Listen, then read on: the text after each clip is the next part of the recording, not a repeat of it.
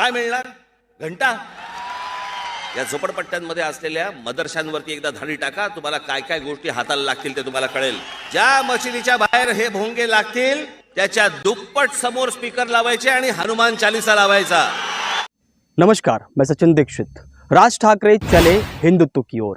राज ठाकरे का जिस प्रकार से बयान आया है उससे साफ जाहिर हो रहा है कि भारतीय जनता पार्टी के साथ में इनके तालमेल बड़े गहरे और बड़े सुगम होते नजर आ रहे हैं।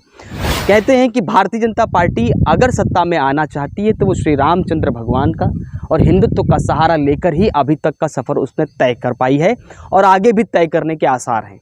जो राम मंदिर की बात करेगा, हिंदुत्व की बात करेगा, भारत में ऐसा माहौल है कि उसे मान लिया जाता है कि वो भारतीय जनता पार्टी के पक्ष की बात कर रहा है। ऐसे ही हालात इन दिनों राज ठाकरे के गुड़ी पाड़वा के भाषण के साथ भी उत्पन्न हो गया। उन्होंने अपने जो भाषण दिए उसमें उद्धव ठाकरे जो वर्तमान में महाराष्ट्र के मुख्यमंत्री हैं उन पर कहीं न कहीं निशाना था, तो कहीं भारतीय जनता पार्टी के पक्ष की बात भी थी।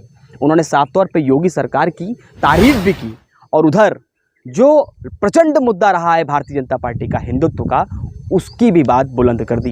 उन्होंने जो बात कही मस्जिदों पे लाउड स्पीकर बजने की, वो कहीं ना कहीं भारतीय जनता पार्टी को आज से नहीं वर्षों और वर्षानुवर्ष से इस बात के लिए वो डायरेक्ट और इनडायरेक्ट, सीधे या घुमाकर वो कहती रही है यही बात कि लाउड स्पीकर को हटाया जाए। इतना ही नहीं, योगी आदित्यनाथ के पीछे के बयानों पर अगर हम नजर डालें तो योगी आदित्यनाथ ने भी इससे पहले भी हिंदुत्व के नारे को बुलंद करते हुए लाउड स्पीकर की बात को प्रचंडतापूर्वक उठाया था। उसी बात को गुड़ी पाड़वा पर जिस प्रकार से राज ठाकरे ने संपूर्ण राजनीति की बात तो की, लेकिन जिस तरह से उन्होंने कहा कि हनुमान चालीसा हम चलाएंगे जहाँ जहाँ लाउड स्पीकर बजेगा, उससे एक बात तो स्पष्ट हो चुकी है कि मनसे के मन के अंदर अब बीजेपी भी धड़कने लगी है। आने वाले समय में शिवसेना का साथ जब से भारतीय जनता पार्टी से अलग हुआ, उससे लगातार कयास लगाए जा रहे थे कि अब मन से भारतीय जनता पार्टी के साथ गठबंधन कर सकती है। कारण साफ है, शिवसेना और कहीं न कहीं मनसे की विचारधारा एक ही धारा से निकलती हुई नजर आती है, लेकिन मनसे के राज ठाकरे की जो छवि है वो बाला साहब ठाकरे से हमेशा मिलती रही है, जिसके चलते उन्हें अगर भारतीय जनता पार्टी के साथ हाथ मिलाना भी पड़ा तो मुझे लगता है जिस प्रकार का माहौल महाराष्ट्र में पैदा होगा उसमें हिंदुत्व की छवि अगर राज ठाकरे ने इसी तरह पकड़ ली तो आने वाले समय में ये गठबंधन कमाल कर सकता है। इसको लगभग राज ठाकरे जमीनी स्तर से भाप चुके हैं। वे जान चुके हैं आने वाले समय में सत्ता के गलियारे पे अगर कुर्सी प्राप्त करनी है तो हिंदुत्व का नारा प्रमुख है और भारतीय जनता पार्टी का साथ मिल जाए तो सोने पर सुहागा होगा। हालांकि मनसे के बड़े नेता संदीप देशपांडे ने इस पूरी बात से नकार दिया। उन्होंने कहा कि अभी गठबंधन की कोई आसार नज़र नहीं आ रहे और ना ही ऐसी कोई बात हुई, बल्कि राज ठाकरे ने जो भी बात कही वो उनकी अपनी विचार था।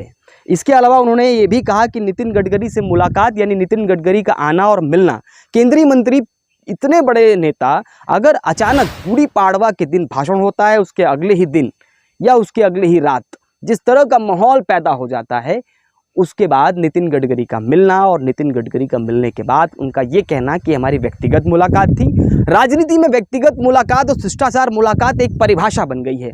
ये आमतौर पर जब भी कभी बड़े नेता से मुलाकात कंट्रोवर्सी के दौरान होती है तो ये माना जाता है कि यह मुलाकात निश्चित रूप से राजनीतिक गलियारों में हलचल मचाएगी। तभी कहा जा रहा है कि ये सियासी दिग्गज मुलाकात तो कर लिए, इससे सियासत भी गर्म हो ही जाएगी। अब देखना ये होगा कि आने वाले समय में भारतीय जनता पार्टी के साथ कितने सुर से सुर मनसे के मिलते हैं। ईडी से कार्रवाई से लेकर उद्धव ठाकरे ने जो परिवार को नुकसान न पहुंचाकर उन्हें जेल भेजा जाए, इस तरह की भाषा का जो विधानसभा के अंदर प्रयोग किया था, उसका भी तर्क देते हुए जो राज ठाकरे ने गुड़ी पाड़वा के दिन मंच से सरेआम भाषण में कहा, उससे ये साफ जाहिर है कि भारतीय जनता पार्टी को पर जो मनसे प्रमुख के तरफ से लगातार कहा जा रहा था बीते दिनों, अब उसे भूलकर उन्होंने शिवसेना प्रमुख की वो बात जो 2.5 साल की बात कही जा रही थी उसे दबा दिया। उन्होंने कहा कि 2.5 साल की कोई बात ऐसी सार्वजनिक तौर पे नहीं हुई थी, और अगर सार्वजनिक तौर पे नहीं हुई थी, बंद कमरे में हुई थी, तो बंद कमरे की बात कितनी जायज़ है, क्योंकि बंद कमरे की बातें अगर मुख्यमंत्री तय करने लगेंगे तो जनता का क्या जो सार्वजनिक तौर पर सभाओं में जाकर भाषण सुनकर वोट करते हैं, इन सब बातों को तर्क, इन सब बातों का उठाना, ये साफ जाहिर है कि अब ईडी की कार्रवाई तो दूर रह गई, लेकिन मनसे की राजनीति अब चमक उठी है। राम मंदिर के लिए अयोध्या कब जाएंगे, ये भी उन्होंने जिक्र किया। निश्चित रूप से अयोध्या जाएंगे, लेकिन डेट नहीं बताएंगे। जो पुरानी कहावत थी ना, मंदिर कब बनाएंगे, तारीख नहीं बताएंगे, राज ठाकरे ने भी स्पष्ट कर दिया।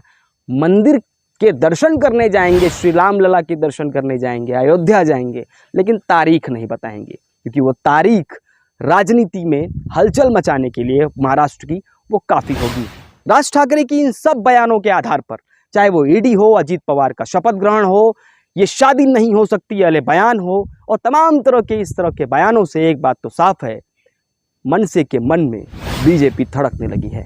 देखना ये होगा आने वाले समय में मनसे का मन और राज साहेब ठाकरे का मन किस तरफ जाता है। एंटी करप्शन न्यूज़ के लिए सचिन दीक्षित, मुंबई।